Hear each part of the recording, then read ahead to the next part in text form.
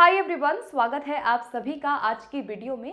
आज इस वीडियो में हम डिस्कस करने वाले हैं language acquisition and language learning के बीच में क्या डिफरेंस होता है। So this is our video number 2 in CTET 2023 classes. तो मैंने जुलाई 2023 सीटेट के लिए इंग्लिश की क्लासेस को कंटिन्यू स्टार्ट कर दिया है, जिसमें कल हमने लैंग्वेज के बारे में जाना था और आज हम लैंग्वेज एक्विजिशन लैंग्वेज लर्निंग दोनों के बीच में क्या डिफरेंस होता है और इसके साथ साथ जो लैंग्वेज एक्विजिशन की स्टेजेस होती हैं, जो एक प्रोसेस होता है, उसके स्टेजेस को हम समझने वाले हैं, जहां से आपके जो क्वेश्चन हैं वो ऑनलाइन आपके एग्ज़ाम में पूछे जाते हैं।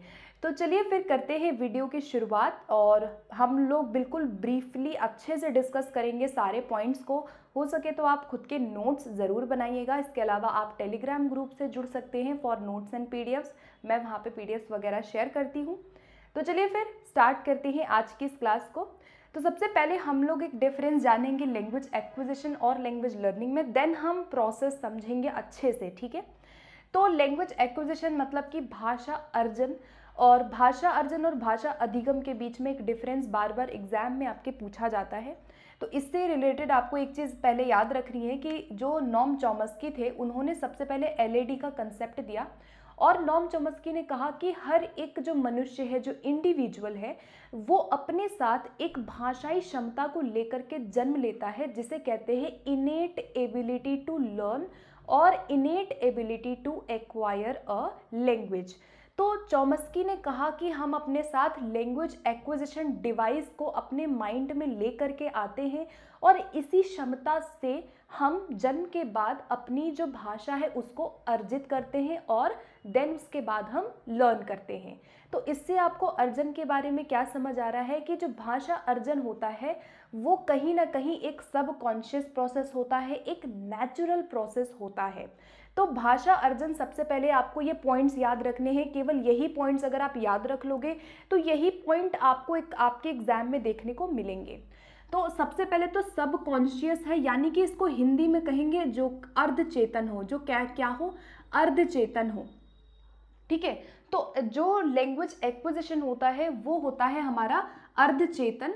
और अनकॉन्शियस, अनकॉन्शियस को क्या कहेंगे, जो कि आपका अचेतन हो, ठीक है। क्या हो, आपका अचेतन हो, जहाँ पे बच्चा अवेयर नहीं होता, यानी कि यहाँ पे उसकी अवेयरनेस या तो बहुत कम होती है या तो नहीं होती है, और विदाउट किसी अवेयरनेस के, विदाउट नोइंग कि वो कोई भाषा बोल रहा है, वो अपनी लैंग्वेज को सीख जाता है। जैसे हम अपनी घर की भाषा सीखते हैं या हम अपने रीजनल भाषा को सीखते हैं, तो वहाँ पे बच्चे को नहीं बताया जाता कि आप ये लैंग्वेज सीख रहे हैं, ना ही उसको रूल बताए जाते हैं।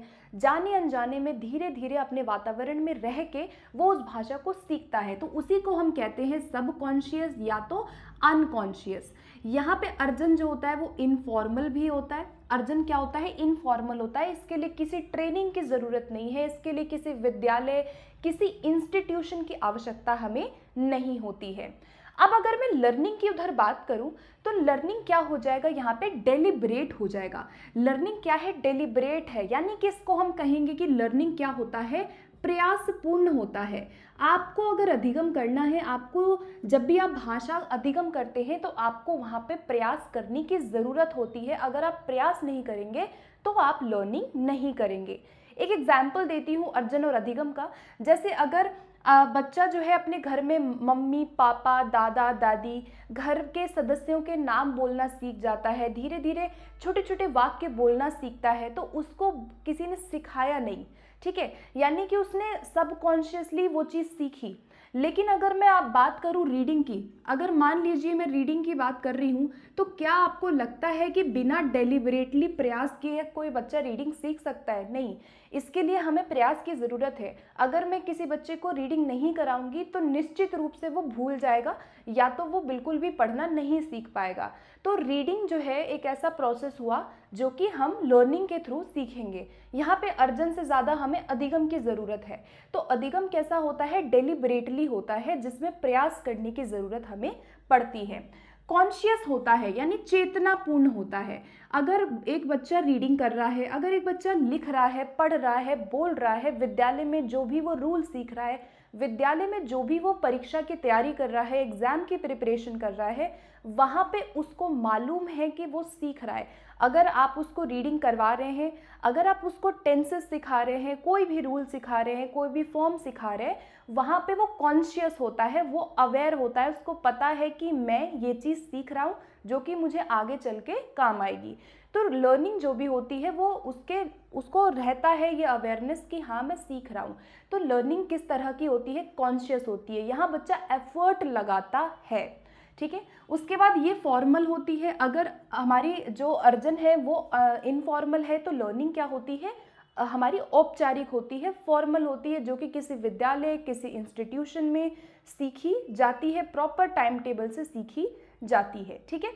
तो यहाँ पे हो गया अर्जन और अधिगम। अर्जन क्या था? जो आप नेचुरली अपने एनवायरनमेंट से, सराउंडिंग से जो भाषा आप बोलना सीखते हैं, जैसे कि क्या क्या हम सीखते हैं यहाँ पे, अपनी जो फर्स्ट लैंग्वेज है, जो हमारी होम लैंग्वेज होती है, जो हमारी मदर टंग होती है, या फिर जो हमारी रीजनल भाषा, क्षेत्रीय भाषा होती है, वो सब हम अर्जन के परिणाम स्वरूप क्या करते हैं? भाषा को एक्वायर करते हैं। अब देखो नेचुरल होती है अर्जन, ठीक है। जैसे ये अगर ये नेचुरल नहीं है, बिकॉज यहाँ कॉन्शियस है, यहाँ वो रूल को सीख रहा है, उसको पता है, उसके एप्टीट्यूड पे डिपेंड करता है लर्निंग की, उसकी कितनी क्षमता है, यहाँ इसका एटीट्यूड आ जाता है। यानी ये नेचुरल प्रोसेस है। अपने घर परिवार, आस पड़ोस, अपने सराउंडिंग में बच्चा क्या करता है? अपने अर्ली स्टेजेस में भाषा को जाने अनजाने, अनकॉन्शियसली, सबकॉन्शियसली, यहाँ पे नेचुरली वो सीखता है। तो इसे हम नेचुरल कहेंगे। And this is a result of nurture. ये क्या है? नर्चर का रिजल्ट है, ठीक है। नर्चर का रिजल्ट मतलब कि वो एबिलिटी तो लेकर के आया जन्म से, मतलब भाषा सीखने की जो जन्मजात क्षमता है वो बच्चा लेकर के तो आया है, परंतु अगर आपने उसको एनवायरनमेंट नहीं दिया तो वो अर्जन नहीं कर पाएगा। तो ये नर्चर के परिणाम स्वरूप होता है। एक होता है आपका नेचर, एक होता है नर्चर। नेचर मीन्स आपकी हेरिडिटी, आपके जीन्स जो आप अपने जन्म से लेके आए, और नर्चर मीन्स जो पर्यावरण, जो एनवायरनमेंट उसको मिल रहा है, उसको नर्चर कहा जाता है। तो एक्विजिशन क्या है? As a result of nurture हमें मिलता है। यानी जितना ज़्यादा पर्यावरण में, अपने आसपास, आस पड़ोस में, वातावरण में बच्चा रहता है, उतना ज़्यादा भाषा को यहाँ एक्वायर वो करता है। तो this is a result of nurture, ठीक है। अब आगे बढ़ेंगे। अब हम यहाँ पे लर्निंग के बारे में और क्या क्या है, ग्रामेटिकल रूल्स यहाँ सीखे जाते हैं। यहाँ हम कोई रूल नहीं सिखा रहे थे। आप देखोगे घर की भाषा हमारी होती है। हमने हिंदी कैसे सीखी? हमने जाने अनजाने ही अपने परिवार में, अपने घर, आस पड़ोस में रह के हम लोग अपनी जो भाषा है, हिंदी है, वो सीख गए, ठीक है। तो हिंदी हमने जैसे सीखी, उसके लिए हमें रूल की आवश्यकता नहीं पड़ी। अब हम जाके रूल पढ़ते हैं, लेकिन हमें शुरू में जब हम छोटे थे तो हमें किसी रूल की ज़रूरत नहीं पड़ी। तो लर्निंग में क्या होता है? हमें रूल्स की ज़रूरत पड़ती है, हम रूल को याद करते हैं। तो ये रूल बेस्ड होता है, ठीक है, रूल पे आधारित होता है। यहाँ पे हम सेकेंड लैंग्वेज सीखते हैं, जो हमारी दूसरी भाषा है उसको हम सीखते हैं। जैसे कि आमतौर पे बहुत सारे लोग हैं जो हिंदी तो जानते हैं पहले से, लेकिन जब वो विद्यालय आते हैं, जब वो प्राइमरी लेवल पे छोटे बच्चे पढ़ने आते हैं, तो वो इंग्लिश सीखना स्टार्ट करते हैं एज अ सेकेंड लैंग्वेज। तो यहाँ पे हम क्या करते हैं? सेकेंड लैंग्वेज को सीखते हैं, चाहे वो कोई भी भाषा हो, चाहे वो हिंदी हो, चाहे वो इंग्लिश हो। जिस भी क्षेत्र का जो बच्चा है वो दूसरी भाषा को क्या करता है? लर्निंग में सीखता है। उसके बाद लर्निंग क्रिएटिव ज़्यादा होती है। यहाँ पे क्रिएटिविटी बच्चा ज़्यादा करता है, इधर ज़्यादा नहीं करता है। क्रिएटिविटी यहाँ क्यों होती है? क्योंकि यहाँ पे वो चारों ही कौशलों को सीख रहा होता है, तो उसकी क्रिएटिविटी निश्चित तौर पे यहाँ होती है। यहाँ पे जनरेटिव होती है लर्निंग, यानी लर्निंग में कुछ ना कुछ बच्चा जनरेट कर रहा होता है, वो कुछ ना कुछ सीख रहा होता है आए दिन। वो खुद से किसी स्किल को सीख रहा होता है, वो जान रहा होता है कि वो सीख रहा है, तो जनरेटिव है। और एनालिटिक होता है, ये विश्लेषणात्मक लर्निंग को माना जाता है, बिकॉज यहाँ पे बच्चे जो भी रूल है उसको क्या करते हैं? एनालिसिस डेली बेसिस पे करते हैं। तो ये था आपका लर्निंग और ये था एक्विजिशन। आई होप कि दोनों के बीच में डिफरेंस आप लोगों को क्लियर हो गया होगा। अब हम आगे बात करेंगे कि जब भी हम एक्विजिशन की बात करते हैं तो ये एक्विजिशन के कुछ चरण होते हैं। हर बच्चा अपने साथ एक इनेट एबिलिटी को लेकर के आता है, जिसको आगे चल के वो क्या करता है? भाषा को जनरेट करता है, ग्रामर के रूल्स को जनरेट करता है, भाषा को सीखता है। तो इस भाषा को सीखने के क्या होते हैं? कुछ हमारे स्टेजेस होते हैं, जहाँ से आपके सीटेट में क्वेश्चन आते हैं। तो चलिए फिर बात करते हैं एक एक स्टेज के बारे में, बहुत इंपॉर्टेंट है। सबसे पहला चरण होता है प्री टॉकिंग या फिर इसको हम कूइंग कहते हैं, ठीक है। हिंदी में भी यही सेम हिंदी में पूछा जाता है, तो हिंदी इंग्लिश दोनों सेम आपको ये काम आएगा, ठीक है। तो पहला स्टेज होता है आपका क्यूइंग स्टेज। क्यूइंग स्टेज में क्या होता है, ये 0 से 6 मंथ तक की अवस्था में पाया जाता है क्यूइंग स्टेज। तो यहाँ आप देखोगे क्यूइंग स्टेज में बच्चा क्या कर रहा है, केवल वॉवल साउंड्स को रिपीट करता है। तो क्वेश्चन आपका कैसे बन सकता है कि कहाँ पे वॉवल लाइक साउंड्स पाए जाते हैं, कौन सी स्टेज पे वॉवल लाइक साउंड्स पाए जाते हैं, तो आपका आंसर क्या होगा, क्यूइंग स्टेज। बिकॉज यहाँ पर बच्चे ऊ ई सिर्फ और सिर्फ वॉवल्स को प्रोड्यूस करता है, क्यूइंग, इसीलिए इसको क्यूइंग कहा जाता है। बच्चा ऊ ई ऐसे बोलता है। तो क्यूइंग स्टेज जो है वो 0 से 6 मंथ तक की अवस्था है, और यहाँ पे वो कौन से साउंड को प्रोड्यूस करता है, केवल वॉवल्स जो साउंड है हमारे उन्हीं को प्रोड्यूस वहाँ पे जो एक छोटा बच्चा है वो करता है। अवस्था है 0 से 6 मंथ तक की, ठीक है। दूसरी अवस्था आती है बैबलिंग, जिसको हिंदी में कहते हैं बबलाना। हिंदी में क्या कहते हैं, बबलाना, ठीक है। बैबलिंग स्टेज, बैबलिंग स्टेज होती है 6 से 8 मंथ, 6 मंथ से स्टार्ट हो जाती है बैबलिंग और 6 से 8 मंथ तक ये रहती है। बहुत इंपॉर्टेंट है ये वाला। यहाँ पे क्या होता है, देखो यहाँ केवल वॉवल साउंड रिपीट कर रहा था, बोल रहा था। यहाँ पे वॉवल्स के साथ उसके क्या आ जाते हैं, कॉन्सोनेंट साउंड्स आ जाते हैं। तो वॉवल्स प्लस कॉन्सोनेंट्स दोनों साउंड जो है वो बैबलिंग अवस्था में आते हैं। जैसे दा मा बा ना। तो आप देखोगे ना दा बा में बी भी आ रहा है, डी भी आ रहा है ना, तो बी ए दोनों साउंड भी, वॉवल भी है, कॉन्सोनेंट साउंड भी है। दा डी कॉन्सोनेंट है, ए वॉवल है। तो ये जो दादा मामा बोलता है, यहाँ पे वॉवल प्लस कॉन्सोनेंट्स दोनों साउंड बैबलिंग में आते हैं, और अवस्था इनकी याद रखनी है, ये इंपॉर्टेंट था। आगे बढ़ते हैं, थर्ड आता है होलोफ्रेस्टिक स्टेज। इसको हिंदी में भी यही कहा जाता है, हिंदी में भी इसको हम होलोफ्रेस्टिक बोलते हैं। अब देखो होलोफ्रेस्टिक बहुत नया आप लोगों को लग रहा होगा। Holophrastic is also known as one word stage. तो यहाँ तक तो वो मामा बाबा बोल रहा था, यहाँ आता है एक शब्द की अवस्था, इसको कहा जाता है। तो holophrastic stage is also known as एक शब्द की अवस्था या फिर वन वर्ड स्टेज। यहाँ बच्चा एक वर्ड बोलता है। अब देखो यहाँ एक एग्जाम्पल मैंने लिखा है, वाटर लिखा है, यानी कि यहाँ क्या करता है स्टूडेंट, एक छोटा बच्चा जो है होलोफ्रेस्टिक स्टेज में क्या करता है, जब वो 9 महीने का हो जाता है, तो 9 से 18 महीने तक का जो काल होता है वो होलोफ्रेस्टिक होता है, जहाँ पे एक बच्चे को अगर कोई पूरा वाक्य बोलना है तो वो पूरा वाक्य ना बोल के केवल एक शब्द में उस वाक्य को बोल देता है। मतलब वो होल सेंटेंस नहीं बोलता, वो केवल उस सेंटेंस के लिए एक शब्द का उपयोग करता है, इसीलिए इसको होलोफ्रेस्टिक स्टेज बोलते हैं। जैसे अगर उसको पानी चाहिए तो वो ये नहीं बोलेगा कि मम्मी पानी दे दो या पापा पानी दे दो, वो ऐसा नहीं बोलेगा, वो बोलेगा पानी। या बच्चे बोलते हैं मम, या फिर अगर अपने फादर को देख रहा है दूर से या उसके पापा आ रहे हैं तो बोलेगा पापा। तो यानी कि एक सेंटेंस बोलने के बजाय एक वर्ड में बच्चा उस सेंटेंस को निपटाता है, एक वर्ड की अवस्था इसको बोला जाता है, ठीक है। अब आते हैं एक वर्ड के बाद आता है 2 वर्ड स्टेज। चौथा स्टेज क्या है, 2 वर्ड स्टेज। अब 2 वर्ड नाम से क्या है कि यहाँ एक शब्द की जगह बच्चा 2 शब्दों को बोलने लगता है, ठीक है। तो इसको हम कहते हैं मिनी सेंटेंसेस विद 2 वर्ड्स। ये अवस्था आती है 18 से 24 महीने।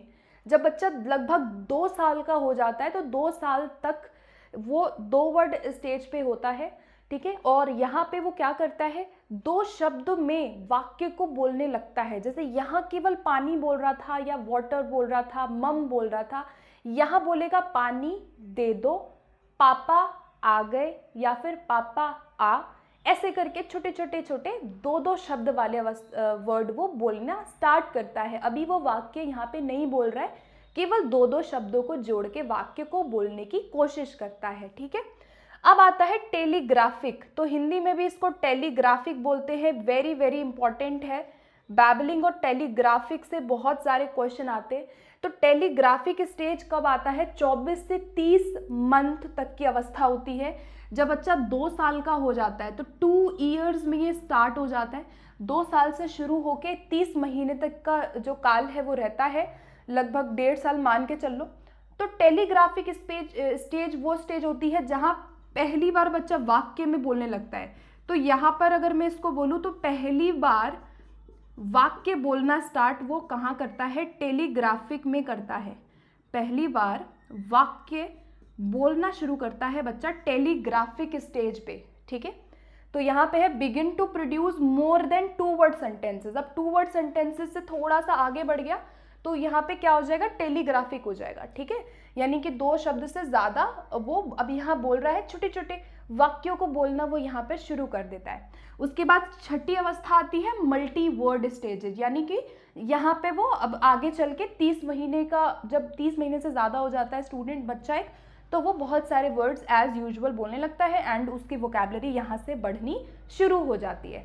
तो ये 6 स्टेजेस थे आपके, ठीक है। एक बार से और देख लो, 6 स्टेजेस जो हैं ये सारे इंपॉर्टेंट थे। पहला क्या था, प्री टॉकिंग क्विंग स्टेज, फिर आता है बाबलिंग, फिर होलोफ्रेस्टिक यानी 1 वर्ड स्टेज, फिर 2 word stage, then telegraphic and last one is multi word stage, ठीक है। यहाँ पे उसकी वोकैबुलरी, वर्ड, सेंटेंसेस अच्छे से बोलना शुरू कर देता है, धीरे धीरे और अच्छा करने लगता है। तो ये था आपका प्रोसेस ऑफ लैंग्वेज एक्विजिशन, या फिर इसको हम स्टेज कहेंगे लैंग्वेज एक्विजिशन का क्या होता है। वेरी वेरी इंपॉर्टेंट था, जिसमें से ये क्वेश्चन सीटेट में आया हुआ है, टेलीग्राफिक से क्वेश्चन आया हुआ है और बैबलिंग से क्वेश्चन आया हुआ है, मतलब सभी से कोई ना कोई क्वेश्चन आए हुए हैं।